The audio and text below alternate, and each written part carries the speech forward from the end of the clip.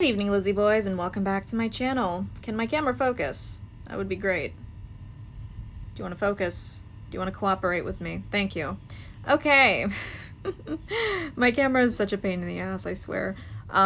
Anyway, today I have a flea market haul. It's been a while since I've gone to the flea market and, found good stuff. But this past weekend has been pretty lucky. I found a good number of dolls and other stuff. I'll show you guys the other stuff later. We're just going to focus on the dolls for now. Also, you might see another Toralei behind me. She's technically part of the haul. So this basic Toralei was purchased on Instagram from an artist who I'm kind of friends with. He's cool. I really like his art.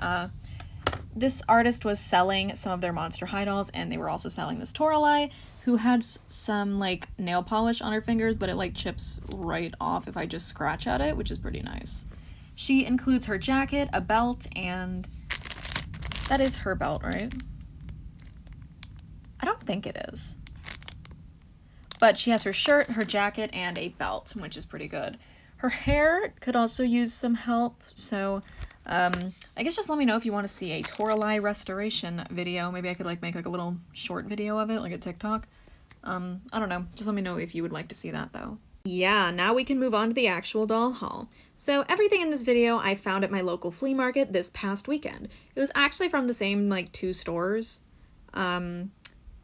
Yeah, it was just kind of a lucky weekend. Sometimes we'll go, months without finding anything, and when I say we, I mean, my mom and I, because we always go to the flea market together.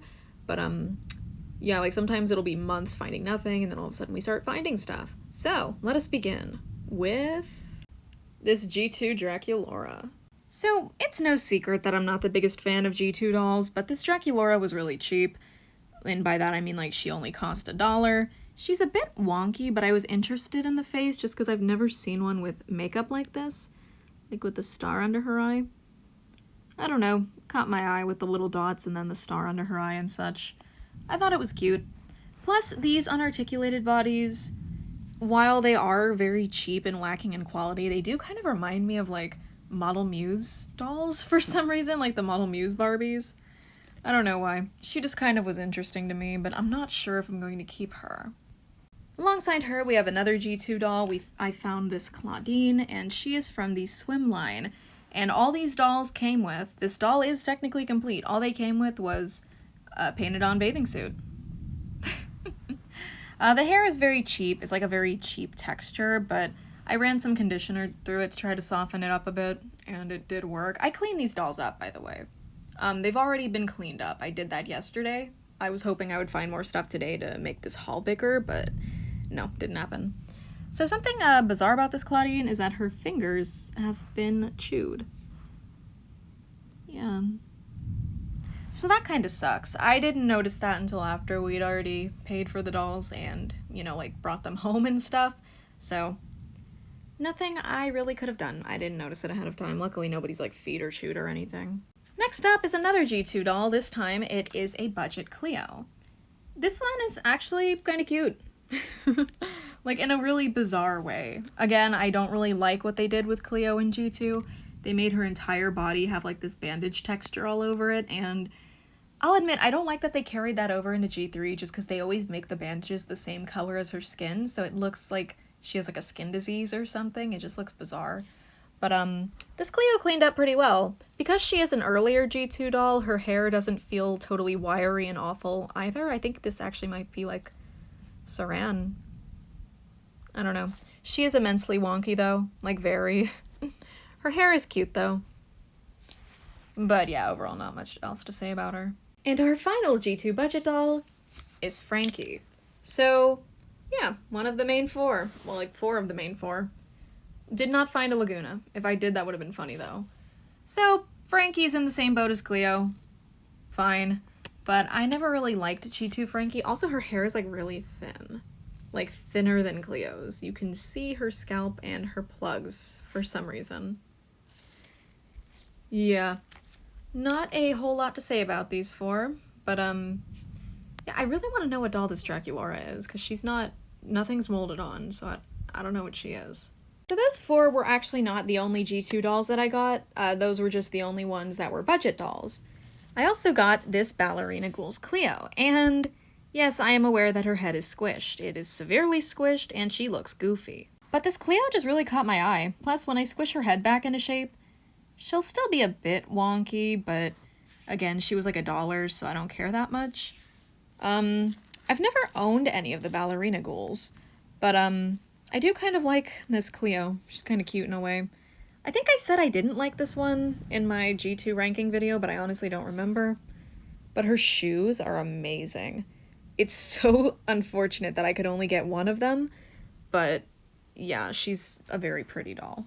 I do want to redo her hair. It's supposed to be a bun, but as you can tell, it's gotten very messy. I'm gonna have to redo her hair anyway because the rubber band is inevitably going to break when I boil wash her head to squish it back to its proper size. But yeah, overall just a super cute Cleo, despite the wonk. So in addition to Cleo, the other G2 doll I got was the Transformation Claudine.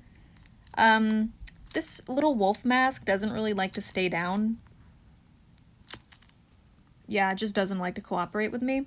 But I don't know, this Claudine kind of caught my eye just because she's got weird hands. Weird hands.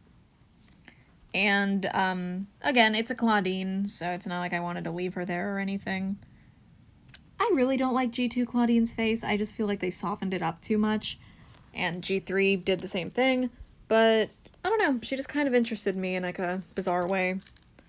I wish this thing would stay down, though. It really doesn't want to. It's unfortunate.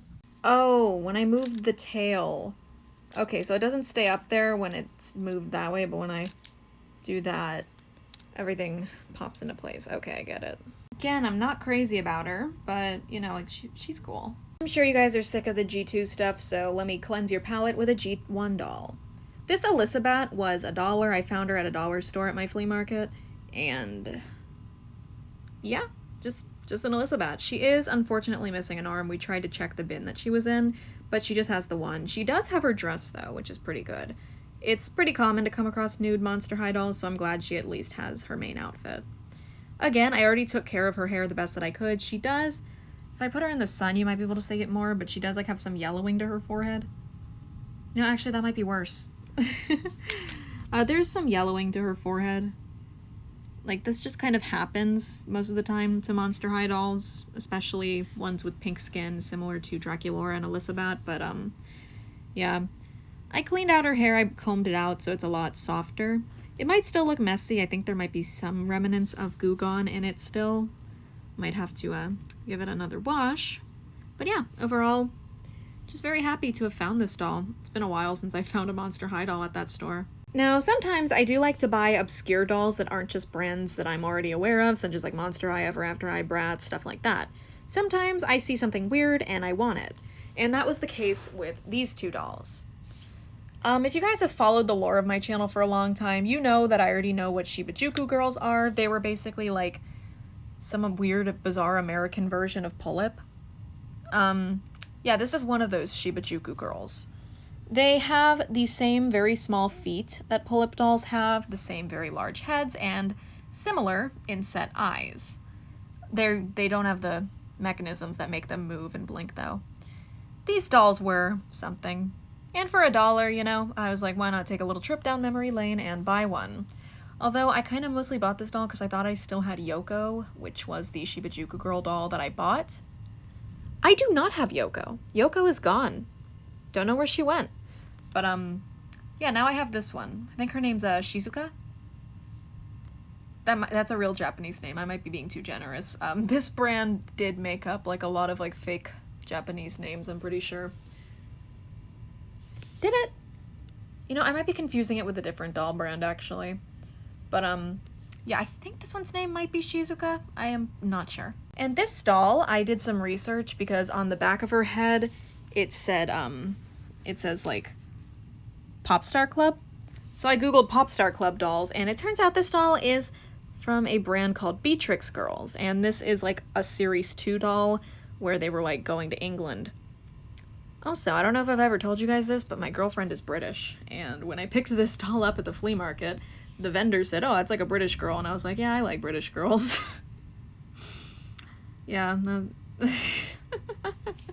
I just said that completely unconsciously, but yeah. Her legs are stained, like, very stained. honestly not sure if I'll be able to do anything about that or if I'll even try, because I do like this doll, but I'm not 100% sure if I'm going to keep her or what. So yeah, these two are fun, but they might have been impulse purchases for me, so I might end up selling them at some point. I'm not sure when, but I obviously want to try to clean them up first because...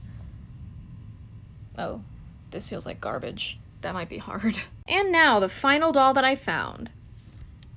Jet Dawson. So I found this inbox Jet Dawson at my flea market, like at the same store where I got all of these G2 dolls, as well as where I got Shizuka, because this doll was from a different vendor, and this doll was also from a different vendor. So, yeah. Jet was 20 bucks, and she's not a numbered doll. I was kind of wishing she would be, because the guy originally wanted 40, but the guy knows me. I'm always at his store. I'm always at his store looking for dolls. So he offered me 20 instead, because I was like, oh, well, she's usually worth more when she has like a number on her. And he's like, oh, so she's not the special one. And I was like, yeah, she's not the special one. So I got her for 20 instead of 40. She is missing a number of these things. 5 of them to be precise. She's got 3 on top, and the rest are all missing. You can see there's one not there, and there's another one missing there. Like, these little gold things are just missing all over. So her box isn't in the best of shape, and there is some, like, water spots in some places that I need to wipe down. But, I mean, for 20 bucks, it's not that bad, and I am actually in the minority of Rainbow Hive fans who actually like Jet. So... it's cool to have. I like it. But yeah, with that said, that's my full doll haul. It's everything I got this weekend. It was pretty nice. Just tons of stuff. I also got 2 Pokemon plushies. I have to film over here because of the stupid window. Stupid window, dude. I got these 2 Pokemon plushies and a Hello Kitty backpack from the same place where I got Jet and all those other dolls, which is pretty cool. And I also found a Kuromi Squishmallow at Best Buy, which was pretty nice. I got a bunch of random stuff for myself this weekend, basically. So yeah, that's about it. I'm gonna call it here. Thank you guys so much for watching this video, and as always, I hope to see you in my next one. Bye!